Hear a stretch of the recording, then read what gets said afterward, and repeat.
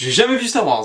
Combien de fois j'ai entendu ça, putain? Avant je demandais jamais ça aux gens parce que pour moi c'était impossible de ne pas avoir vu ne serait-ce qu'un seul film de la saga la plus culte de tous les temps. Tu demandes à n'importe qui, tout le monde, absolument tout le monde a déjà entendu parler de Star Wars. Bon, faut savoir que moi je suis très fan de l'univers Star Wars. Voilà, y a pas un centimètre carré dans ma chambre où y a pas au moins un produit dérivé. C'est simple, certains adorent Dieu, Allah, Bouddha, moi c'est George Lucas. George Lucas c'est le créateur de Star Wars. Je vous le dis maintenant parce que si vous savez pas ça, j'ai envie de vous en coller une. La violence n'a jamais rien résolu, je suis complètement d'accord. Il faut un minimum de culture générale quand même. Mais je suis pas un fan hardcore, il y a plein de choses que j'ignore sur l'univers de Star Wars. Il y a des youtubeurs spécialisés dans ce sujet et j'en apprends toujours plus à chacune de leurs vidéos. Voilà, ça c'est pour faire comprendre que Star Wars c'est pas seulement une saga, hein, loin de là. On va dire que les films ça représente, allez, même pas 5% de tout l'univers. Mais bon, dans un premier temps, on va surtout s'intéresser au film parce que c'est ça le plus important et ce sera déjà bien. Combien de fois j'ai entendu... Non mais déjà on comprend rien à la chronologie donc Alors c'est pas si compliqué. En 1977 est sorti l'épisode 4 de la saga qui était à l'époque l'épisode 1, vous allez comprendre, qui porte le titre Un Nouvel Espoir. En 1980 est sorti l'Empire Contre-Attaque, la suite d'Un Nouvel Espoir. En 1983 est sorti Le Retour du Jedi, suite de l'Empire Contre-Attaque. Donc ça c'est la trilogie originale, jusque là c'est simple.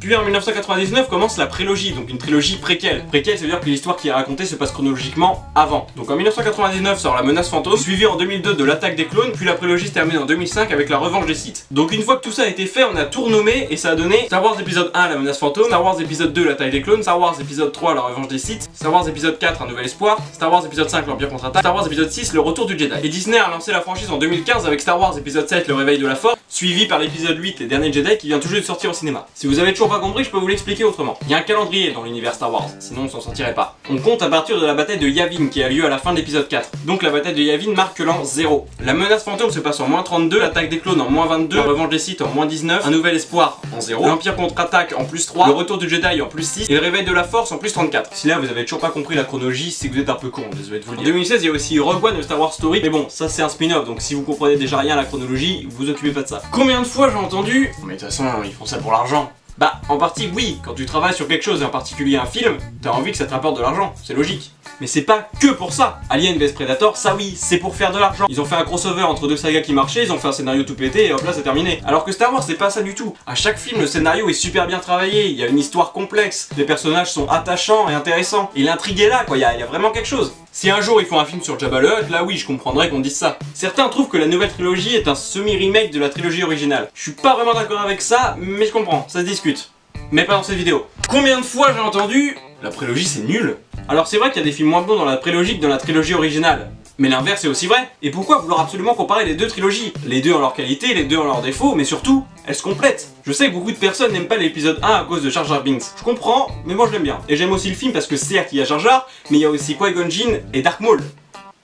Dark Maul bordel! Moi pour tout vous dire, mon Star Wars préféré c'est La Revanche des Sith parce que voilà, ça boucle la boucle et surtout parce que le combat entre Anakin et Obi-Wan est le combat le plus jouissif de toute l'histoire du cinéma, suivi de près par celui entre Yoda et Sidious. Combien de fois j'ai entendu de toute façon Star Trek c'est beaucoup mieux. Là c'est pareil, pourquoi vouloir à tout prix comparer Star Trek et Star Wars? Star Trek se passe dans notre futur et Star Wars se passe il y a bien longtemps dans une galaxie lointaine, très lointaine. Mais bon, allons-y, comparons. Star Trek a été adapté et réadapté plein de fois, il y a eu remake sur remake.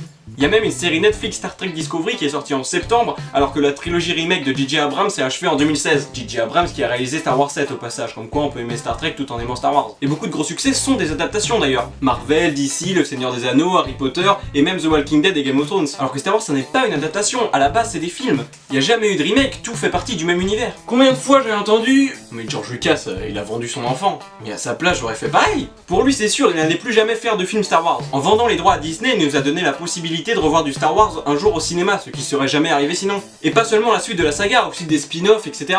Et en plus de ça, il a empoché 4 milliards, donc pourquoi il aurait refusé? Combien de fois j'ai entendu Disney, ils ont quand même fait un gros doigt aux fans. Ouais, bon là c'est pas totalement faux, hein. Disney nous l'a un peu mis dans le cul au niveau de l'univers étendu. L'univers étendu, c'est quoi? C'est les centaines, peut-être les milliers, je sais pas, je vais pas compter, de romans, de comics, de jeux vidéo, de séries, etc. qui font partie de l'univers Star Wars. Mais maintenant on ne parle plus exactement d'univers étendu parce que Disney a séparé ça en deux parties. L'univers légende et l'univers canon. L'univers légende étant tout ce qui n'est pas officiel, qui ne s'est pas vraiment passé dans l'univers des films, du moins plus maintenant. Et l'univers canon étant tout ce qui est officiel, qui est censé être cohérent avec les films, on va dire, surtout avec la nouvelle trilogie. Alors comment ça marche? En gros, tout ce qui a été fait avant 2014, à part la série animée The Clone Wars, est devenu légende. Donc tout ce qui a été fait depuis la sortie de la trilogie originale jusqu'en 2014, c'est-à-dire tout l'univers pratiquement, n'est plus considéré comme officiel. Merci Disney. Et d'un autre côté, Disney a lancé la franchise, et sans ça je m'y serais jamais vraiment intéressé, parce que c'est surtout depuis la sortie Star Wars 7 que j'ai vraiment commencé à me passionner pour cet univers. Et des éléments du Legend sont devenus canon, et je pense qu'ils continueront à faire ça pour que ça se ressemble quand même un peu. Et grâce à Disney, on aura le droit à des spin-offs comme Rogue One, qui est l'un des meilleurs films de la saga, pendant plusieurs années encore. Une autre trilogie a été annoncée, il va y avoir un spin-off sur Han Solo, un sur Obi-Wan, et plein d'autres films encore. On n'a pas fini de kiffer. Voilà, je voulais vous parler de ça parce que, comme vous avez pu le voir, je suis énormément fan de cet univers, et parce que je me suis rendu compte il y a pas si longtemps que plus ça va, plus je rencontre des gens qui n'ont jamais vu aucun Star Wars. Et ça va pas. Regardez Star Wars! Bon allez, moi je vous laisse, je vais au cinéma voir Star Wars 8. Ah non merde, c'est pas le bon univers. Que la force soit avec vous.